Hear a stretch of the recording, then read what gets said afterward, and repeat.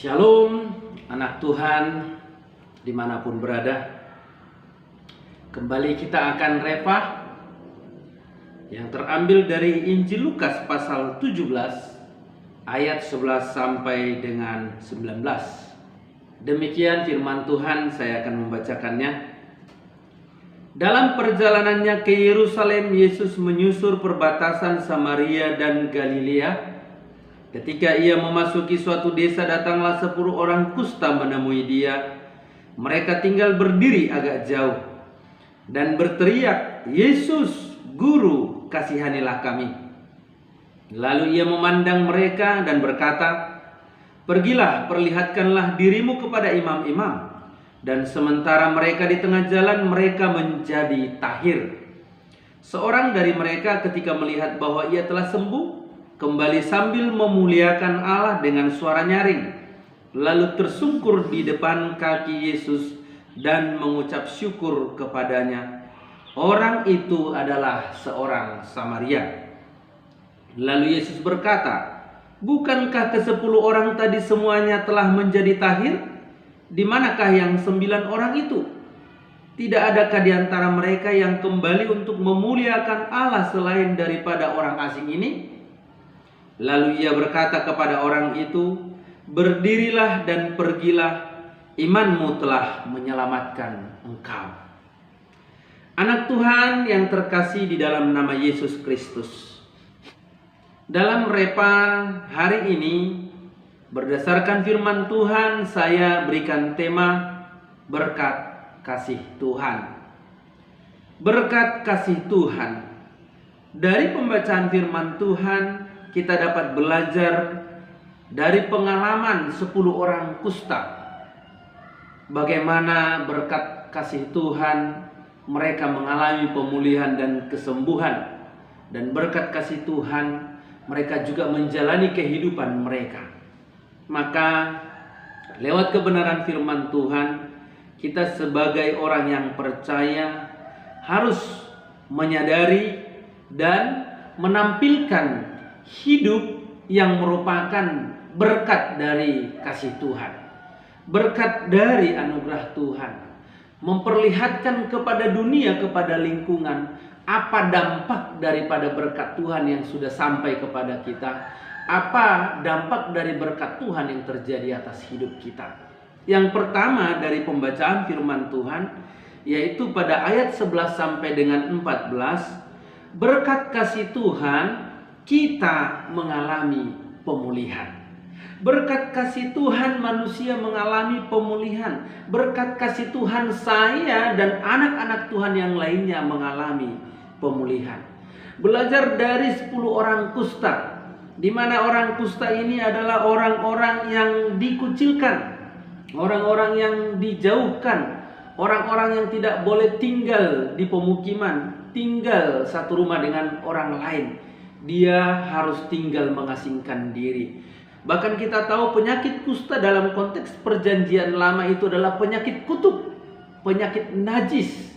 Yesus menyatakan kasihnya kepada 10 orang kusta ini dan meresponi seruan minta tolongnya mereka dengan berkata, "Pergilah kepada imam dan perlihatkanlah dirimu kepada mereka." Anak Tuhan yang terkasih dalam nama Yesus Kristus, dalam perjalanan ketika Tuhan menyuruh mereka untuk pergi kepada imam, sesungguhnya mereka belum sembuh. Mereka belum mengalami pemulihan. Namun kita tahu bahwa ketika Yesus meresponi permintaan mereka, ketika Yesus menyampaikan pernyataan supaya mereka pergi kepada imam, itu memberitahu bahwa sesungguhnya mereka sudah mengalami pemulihan. Dan pemulihan yang pertama terjadi adalah pemulihan hubungan mereka dengan Tuhan. Ketika Tuhan mendengarkan seruan mereka, sesungguhnya mereka sudah mendapatkan kasih Tuhan. Dan itu adalah pengalaman mereka menerima pemulihan hubungan dengan Tuhan. Sehingga ketika mereka melakukan perjalanan, di tengah jalan mereka sembuh. Tuhan menyuruh mereka kepada imam bukan untuk memperlihatkan bahwa mereka kusta, tetapi memperlihatkan bahwa mereka sudah tahir. Dan betul, dalam perjalanan mereka sudah tahir. Barangkali kita bukan kusta, barangkali penyakit kita bukan seperti orang kusta ini. Namun kita harus sadar bahwa ketika Adam dan Hawa jatuh ke dalam dosa dan kita lahir ke dunia, sesungguhnya hubungan kita dengan Tuhan sudah rusak. Kita memiliki penyakit yang akut, hubungan rusak dengan Tuhan, dengan pencipta kita. Dan ketika kasih Tuhan sampai kepada kita, hubungan kita dengan Tuhan dipulihkan. Kalau hubungan kita dengan Tuhan juga sudah dipulihkan, maka hubungan kita dengan sesama juga akan dipulihkan. Kita tidak lagi tinggal di dalam sakit hati, dendam, amarah antara satu dengan yang lain. Oleh karena kasih Tuhan sudah berlaku atas kita, maka kita juga akan belajar mengasihi orang lain, melihat orang lain dengan kasih Tuhan. Kalau hubungan kita sudah dipulihkan dengan Tuhan, maka sesungguhnya hubungan kita dengan diri kita juga pasti akan dipulihkan. Ada banyak orang hubungan dengan dirinya sendiri rusak, sehingga tidak bisa menjaga kesehatannya, tidak bisa menghargai dirinya, bahkan merendahkan dirinya sendiri dengan cara hidupnya, dengan perbuatan, perkataan, tindakannya. Jadi ketika kita mengalami kasih Tuhan, kita pasti akan mengalami pemulihan. Itu yang pertama. Yang kedua, berkat kasih Tuhan kita melimpah dengan syukur.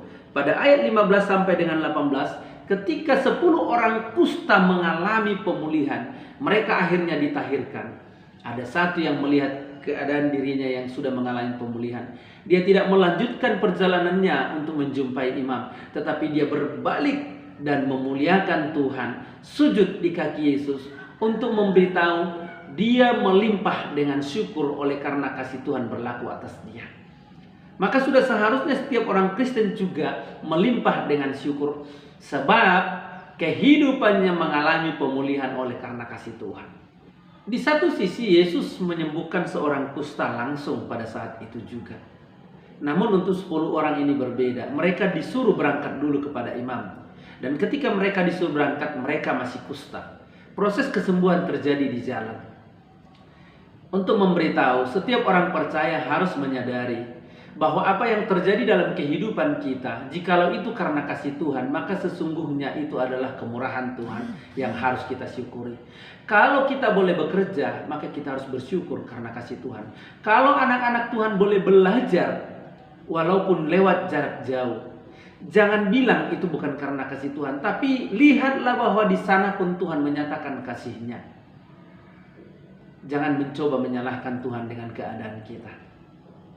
Tuhan telah mengizinkan kita untuk mengalami ini. Dan itu merupakan bagian daripada bukti Tuhan mengasihi kita. Maka melimpahlah dengan syukur lewat perkataan. Seperti yang dilakukan orang kusta ini. Dia bersuara nyaring. Dia berseru-seru memuliakan nama Tuhan. Bukan hanya dengan perkataan kita bisa menyatakan syukur kita, tapi juga dengan perbuatan. Memberi apa yang bisa kita beri kepada Tuhan. Apakah persembahan, apakah waktu kita, apakah tenaga kita, apakah pikiran kita, apakah seluruh hidup kita. Ayo berikan itu sebagai ucapan syukur kepada Tuhan. Sebab kasih Tuhan telah berlaku atas kita. Yang ketiga, berkat kasih Tuhan pada ayat 19, iman kita berkuasa. Orang yang mengalami kasih Tuhan ketika dia beriman, imannya akan berkuasa. Tapi kalau orang tidak mengalami kasih Tuhan, seberiman apapun dia, imannya tidak akan berkuasa. Maka orang kusta ini bukan saja hubungannya dengan Tuhan dipulihkan, bukan saja dia akhirnya melimpah dengan syukur, namun ketika dia beriman, imannya berkuasa untuk menyembuhkan dia, imannya berkuasa untuk menyelamatkan dia. Itulah sebabnya dikatakan oleh Tuhan, imanmu telah menyelamatkan engkau. Untuk memberitahu, ketika kasih Tuhan berlaku atas hidup kita, maka iman kita menjadi iman yang berkuasa, menghadirkan kuasa Tuhan untuk membawa pemulihan, untuk membawa berkat-berkat yang lain, bahkan kesembuhan. Iman kita menjadi iman yang berkuasa untuk mengadakan mujizat, baik untuk hidup kita, lingkungan kita, orang-orang di sekitar kita. Iman kita menjadi iman yang berkuasa, membawa keselamatan bagi kita, Keselamatan bukan dari kecelakaan, tetapi keselamatan dari neraka, dari maut kekal, masuk kepada kehidupan yang kekal, masuk surga, masuk ke dalam rumah Tuhan. Ini kebenaran firman Tuhan bagi kita hari ini. Berkat kasih Tuhan kita mengalami pemulihan. Berkat kasih Tuhan kita melimpah dengan syukur. Berkat kasih Tuhan iman kita berkuasa. Amin. Terima kasih Bapa di surga, terima kasih Yesus, terima kasih Roh Kudus. Engkau menolong kami hari ini, mengingatkan kami lewat kebenaran firman-Mu, supaya kami menyadari berkat-berkat daripada kasih Tuhan atas hidup kami. Di dalam dan demi nama Yesus kami berdoa. Haleluya. Amin.